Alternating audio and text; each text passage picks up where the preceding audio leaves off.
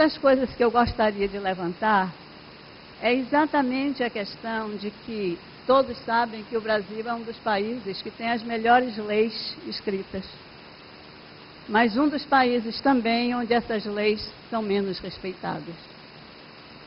E, diante disso, uma das questões que aparece nessa exposição da professora Ana Celeste é exatamente a dificuldade da gente entender esse processo de construção, que é um processo que tem tantas idas e vindas e voltas, né, e que mostra efetivamente caminhos que são muito tortuosos e cujos caminhos tortuosos não são pouco intencionais. Isso é algo para a gente efetivamente, né, pensar e refletir sobre, e que isso fica no implícito das intenções, né, de um evento como este. E uma coisa que eu gostaria de levantar, né, em relação ao que a professora Ana Celeste diz, é exatamente o seguinte: com todos os problemas, nós temos uma lei de acesso. Mas uma lei de acesso que só garante, né, e ainda muito do ponto de vista do texto escrito e não da ação concreta, o acesso. Mas será que isso é suficiente? O que é o acesso?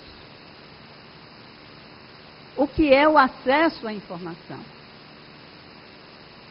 O acesso à informação é apenas a nata mais superficial do que se pode querer para a construção, né, não apenas de cidadãos, mas de subjetividades, de pessoas inteiras, de pessoas solidárias, de pessoas éticas, de pessoas que saibam qual é o seu papel neste mundo.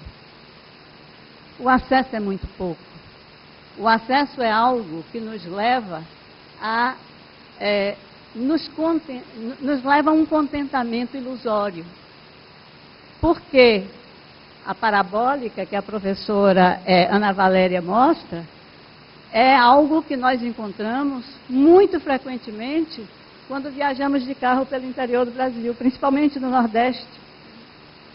E, obviamente, ali tem uma prioridade, como ela diz, tomada, né? Tem uma decisão de prioridade tomada. Mas o que significa essa decisão tomada? O que significa eu ter uma parabólica e, por razões éticas, eu não vou falar nome de nenhuma rede de comunicação, né? Mas uma parabólica que vai ter uma TV ligada sempre numa mesma estação, que normalmente tem no lazer, que eu chamo irresponsável, principalmente nas novelas, o seu grande elemento de atração de público. Me parece que essa é uma situação bastante significativa para nós pensarmos o que é que nós estamos fazendo com essas leis, com essas possibilidades de acesso e com tudo isso que foi chamado a atenção aqui hoje nessas duas palestras. Vou encerrar a minha, né, a minha provocação dizendo o seguinte: dois países têm se colocado no cenário, né, da comunicação em saúde muito intensamente. Um é o Canadá e o outro é a Inglaterra. Esses dois países estão fazendo trabalhos muito significativos.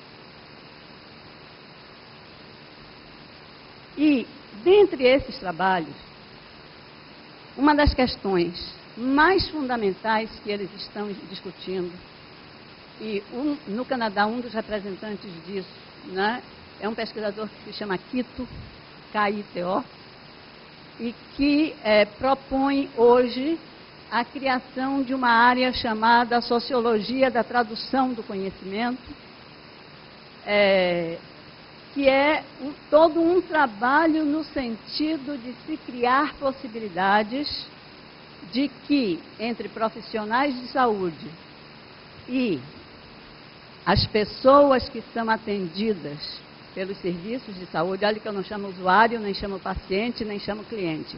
São pessoas que são atendidas pelos serviços de saúde, possam estabelecer comunicação de forma mutuamente compreensível. Porque essa é uma das grandes questões quando você está estabelecendo aquilo que a professora Ana Valéria falou, entre o profissional de saúde e os membros da comunidade a que ele atende. O outro trabalho é de uma médica, né, que se chama Patrícia Greenhalgh, né, que eu tive o prazer de conhecer, porque foi minha médica. E ela hoje, é verdade, ela é de Pi, e eu fui cliente dela. Então, eu tive o prazer, e é uma mulher fantástica, né, de uma, vamos dizer assim, de um comprometimento com a questão da importância da saúde pública muito grande, né? E ela é médica do Serviço Nacional de Saúde, além de ser professora universitária. E a Greenhalgh vai dizer uma coisa importantíssima. Ela vai dizer, não adianta trabalhar com a questão da comunicação em saúde se não for de maneira absolutamente baseada no concreto das relações que se estabelecem na ponta dos serviços. E isso é fundamental, porque, se não for assim, nós continuaremos a ser expropriados do nosso corpo, dos nossos saberes, das nossas formas de construir a nossa vida, porque a área de saúde se acha proprietária de tudo isso. Eu quero finalizar dizendo que, há pouco tempo atrás, eu fui ser atendida para uma consulta pré-anestésica e, quando eu entrei na sala, a médica me estira a mão e me diz, eu sou a doutora fulana de tal. E eu disse para ela, me desculpe, eu tenho muito prazer em conhecer você e não a doutora. E não vou lhe chamar de doutora. E ela se espantou. E eu disse, digo isso com autoridade. Não estou dizendo isso porque ache que você está superior a mim, não. Porque eu tenho toda essa formação também. Fiz questão de deixar isso explícito. E isso foi uma surpresa para ela. E muito interessante, foi muito interessante, porque a pessoa que ia me operar tinha sido colega de turma do meu filho. E ela foi comentar com o colega, né? E ele disse, não ligue não. Aquela mulher, onde ela vai, ela causa polêmica. Então, fique tranquila, ela é assim mesmo. Ela disse, não, mas ela me ensinou uma lição. Eu, de agora em diante, não vou mais dizer eu sou doutora fulana, eu vou dizer eu sou fulana. E eu fiquei tão feliz quando ele me deu esse feedback, sabe? Porque eu achei que aquilo, realmente, ela foi uma pessoa sensível. E possivelmente, como ela é muito jovem, possivelmente, né, com os poucos anos de formação que ela teve, ela não tinha tido a oportunidade ainda de ter alguém que a instigasse a pensar naquilo que ela estava fazendo. Então, né, eu fecho aqui as minhas provocações e me coloco à disposição para encaminhar as perguntas e encaminhar, né, o diálogo que possivelmente estabeleceremos agora a partir dessas, né, palestras provocantes. E quero dizer o seguinte, eu tive a oportunidade de ler o texto da professora Ana Valéria, mas ela fez outra coisa completamente diferente do texto, embora, né, as bases estejam aqui. Mas foi uma outra forma de ver o trabalho, muito diferenciada da que está no texto. Parabéns, parabéns à professora por toda a retrospectiva também que faz. Boa tarde, meu nome é Amália, eu trabalho na Secretaria da Saúde do Estado, na Superintendência de Vigilância à Saúde, exatamente na Diretoria de Vigilância Sanitária. Eu tenho uma tríplice formação que me ajuda a ter um olhar e a ficar muito cômoda às vezes, ou até muito incômoda, porque eu fiz psicologia, serviço social e jornalismo. Então, são três áreas que me fazem hoje, que me ajudam a desenvolver as ações de comunicação em saúde nessa instância que eu estou. O que, para mim, desde 2008, tem sido um parto a fórceps, extremamente doloroso, mas onde há um campo de possibilidades muito grande, e cada vez que eu venho e faço essa escuta de vocês duas, de Ana Valéria, de Ana Celeste, e de você, que esqueci teu nome,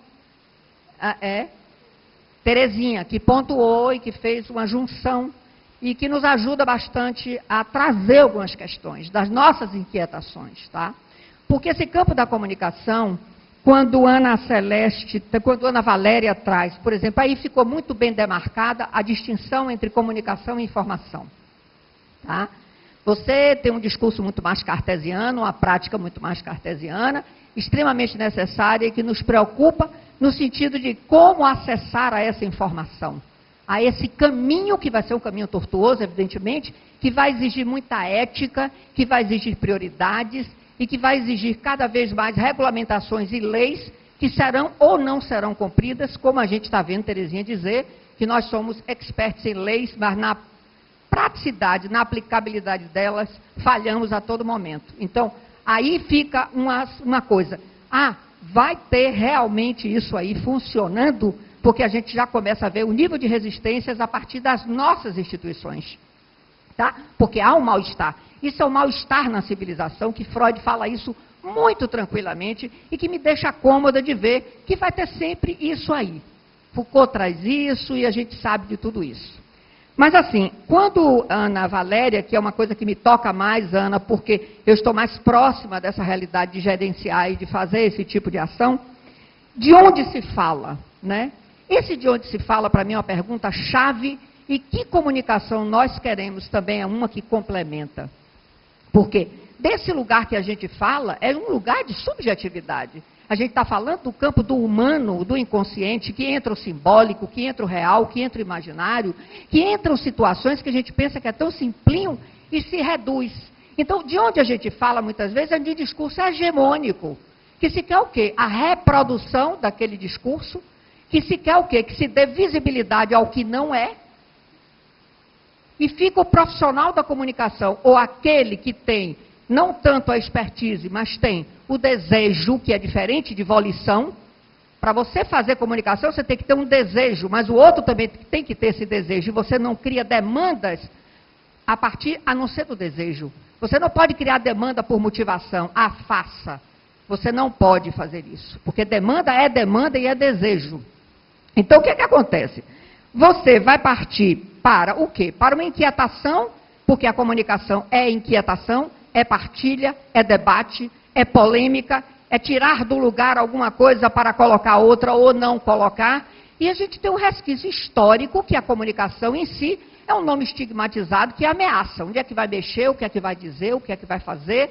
E aí começa aquele tipo de questionamento, e aí perde na qualidade daquilo que você pensa fazer, que é humanizar esta comunicação, respeitando os territórios, respeitando as expressões culturais, respeitando o locus onde você vai fazer isso. Porque quem pensa é lá em cima. Como você diz, essa saúde se sente tão poderosa que é dona desse saber. Só que na hora que vai bater lá naquela ponta, não diz nada, aquela linguagem não diz nada. Eu já vi, eu tenho um empreendimento na Chapada Diamantina, exatamente em Mucugê, já vi pessoas enrolando sabão em armazéns com cartilhas de saúde, colocando como suporte de computadores, porque não vou fazer nada com aquilo.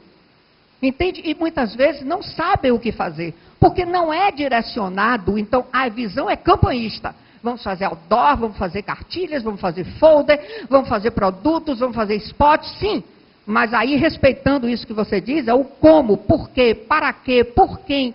De que maneira vamos dizer isso? Que isto é o que importa, priorizando sempre a pessoa, o campo do humano, o campo desse caminho de ir e vir, que a visão é mão dupla, não pode ser vertical.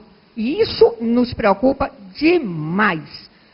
O respeito às diferenças, já falei, e quando você diz reaprender a ouvir, quem não é surdo ouve, mas eu diria reaprender a escutar e a olhar. Porque escutar tem uma transcendência e olhar também, que é diferente de ver e ouvir. Então eu parabenizo vocês e coloco essas questões que são mais do que sabidas, que são óbvias, mas a gente sabe que é desse óbvio que a gente vai começar alguma coisa para mudar esse status quo, que nos deixa muito sofridos a todos que tentam fazer a comunicação. Sobre o que você falou, eu concordo tem relações não só semânticas, mas filosóficas e sociológicas entre ver, ouvir, escutar, enxergar, sentir e tudo mais. Mas são provocações dentro do meu local de fala também. Então, quando você me provoca, e de onde se fala? De onde você fala? Você fala da psicóloga, da jornalista ou da assistente social? Em algum momento, todas elas emergem num ser, independente de que formação nós tragamos. Mas no texto completo que nós encaminhamos, e aí eu me remeto à Terezinha, de fato, tudo que eu falei está no texto, mas a forma de apresentar foi diferente, embora tudo esteja lá. Tanto está que eu vou me remeter ao texto, que brevemente vocês terão acesso. Na página 3, eu digo no último parágrafo, quando eu falo dos exemplos práticos do modelo de comunicação numa unidade de saúde, por exemplo, eu falo que todas essas relações são construídas ao longo da vida, influenciadas ou não por relações familiares, profissionais, culturais, hábitos, crenças, interferências positivas, negativas, entre todos esses sujeitos. E de que forma isso opera? A partir de diálogos constantes que se estabelecem. O problema é quando não há o diálogo, é muito difícil. Um profissional de saúde que chega para uma paciente, de imediato colocando-se, olha, este é o meu lugar, este é o seu. Você precisa de mim e eu sou Deus. Tudo bem, meu Deus é diferente, não usa branco, nem tem título de doutor. Caso semelhante me aconteceu. E as histórias da vida privada são sensacionais, né? Diferentemente, eu não estava na condição cirúrgica, mas eu estava na condição de acompanhante de minha mãe, num hospital. E o médico chegou silencioso, eu pensei que fosse um médico porque tinha um estetoscópio pendurado, como colar de pérolas, né? E de jaleco, estetoscópio, entrou com uma assistente e ficou à beira da cama, achando que aquela criatura fosse uma abandonada da vida e não tivesse ninguém. E eu ali era uma estátua viva. E já foi pegando na criatura. Pega em tudo, mas não pegue nela. Aí eu, quem é o senhor? Ele já estava com o estetoscópio nela. 1 minuto, falo já. Eu aguardo. E quando ele acabou, eu disse, e aí quem é o senhor? Ah, eu sou doutor fulano de tal. Eu, tá bom. E qual é a especialidade do senhor? Ah, eu sou cardiologista e clínico, porque eu vim aqui atender a um pedido de avaliação de doutor fulano de tal. Aí eu me levantei da minha simples e humilde caminha de acompanhante e me levantei e disse, muito prazer. Eu sou a filha dela, doutora fulana de tal. E ele ficou olhando para mim, sem entender o que estava acontecendo. Aí eu puxei um cartãozinho básico. Se precisar de mim, qualquer coisa, eu estou à sua disposição na Faculdade de Saúde da UNB. Não, eu acho que essas coisas são pedagógicas. Não são repercussão de arrogância. É porque nós temos que responder à mesma língua com a qual nos interpelam. Então, com o sujeito que vem, ô, dona fulana, a senhora tem um dinheirinho aí para pegar um ônibus? Ô, meu amigo, tem hoje não, mas peraí que eu vou lhe arranjar um trocadinho, uma coisinha aqui. Ah, ó, professor Francisco, que beleza, muito obrigada pelo convite mais uma vez, excelente. Mas vir com essa arrogância intelectual, hipócrita, não tem como trabalhar dessa maneira. E para fechar, na página 4 e 5. Na 4 eu sugiro, precisamos fazer a revisão dos conceitos e sentidos. Por isso que eu trabalhei com os 5 sentidos do ser humano. E na 5, por final, não basta apenas que ele se perceba, esse sujeito, produtor de conteúdos. Respondendo quando você fala de que comunicação é essa. Mas que ele também se veja e consiga enxergar, da mesma forma, o que é visto pelo outro, que está ao seu lado ou ao seu redor. Jamais eu vou mudar de cadeira com nenhuma das pessoas, nem vocês. Mas eu posso sim fazer um exercício humano de me projetar na condição de necessidade de produtora de informação e de conhecimento. Eu defini o que é informação pública, domínio público, governamental. Ela partiria pela primeira parte da lei, o que é acesso. Então, acho que a gente também tem que começar a definir o que é acesso, que tipo de informação e o que está por trás do acesso. Porque nós somos, né, expertos em promover, em elaborar leis, mas tornar essa lei uma realidade, levá-la na prática, quer dizer, a que ações nós esperamos dos gestores, dos comunicadores, né, até dos usuários, para transformar essa lei numa realidade. Então, eu acho que como devemos agir nesses diferentes lugares, para garantir o acesso, senão a gente vai só estar repetindo uma bela frase, né? Porque acesso à informação, então é por isso que eu digo, quer dizer, estamos depositando agora na lei de acesso mais uma redenção para os nossos problemas, mas os nossos problemas estão muito mais atrás do que da lei. Tá? Minha pergunta vai para a professora Ana Valéria. Eu fiquei com a imagem muito gravada aqui da minha mente dos postos de saúde, né? Aí eu estava me lembrando dessa coisa do programa Telesaúde. Fica mais um questionamento. Será que a gente vai conseguir chegar lá com todas essas ferramentas que são disponíveis no programa Telesaúde, nessas unidades desses postos de saúde tão distantes e com aquela infraestrutura praticamente que não existe? Eu fiquei muito com a imagem dos postos na minha cabeça.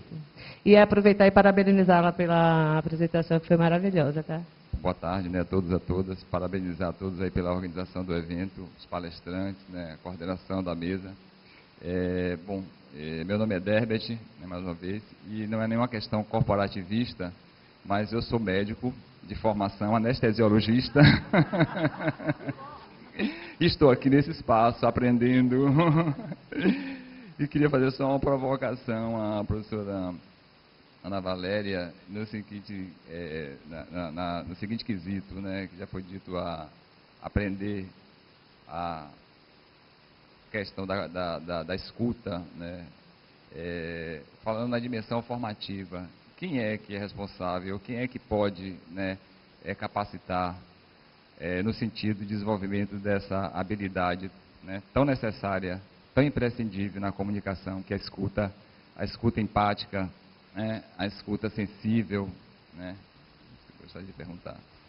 Bem, a do Telesaúde, como é seu nome? Maria Creuza. Ok, Maria Creuza. Você sabe que, coincidentemente, você tem aqui duas pessoas que têm atuado com Telesaúde. Um é a própria professora Hilara, e eu lá na UNB, faço parte do grupo gestor de implantação do Telesaúde dentro da UNB, e em parceria com o governo do Distrito Federal. E, por incrível que pareça, todos os recursos do Ministério foram encaminhados para as universidades, para as secretarias. Estou falando do Distrito Federal. E os equipamentos, formação, tudo. Nós estamos atravancados na infraestrutura física do próprio GDF. Eu não sei como é que isso tem evoluído, porque eu confesso que, particularmente, eu estava no grupo, eu pedi para sair do grupo, porque precisa de muito mais do que vontade nesse aspecto. É um pouco do que a Hilara falou. Tem que ter uma política que tire do papel as letras mortas das leis, que, como a professora Terezinha muito bem disse, é muito pouco garantido o acesso legal, né? Então, enquanto Telesaúde, eu vejo que é um projeto maravilhoso, de extrema capacidade, onde ele já tem sido implantado com sucesso. Os resultados são surpreendentes no quesito inovação. Prova disso são casos de excelência em outras capitais, em outros estados e regiões. E eu teria que citar vários para dizer das excelências, mas também posso listar vários dos problemas. E o nosso, por exemplo, que ainda está incipiente em matéria de ação efetiva.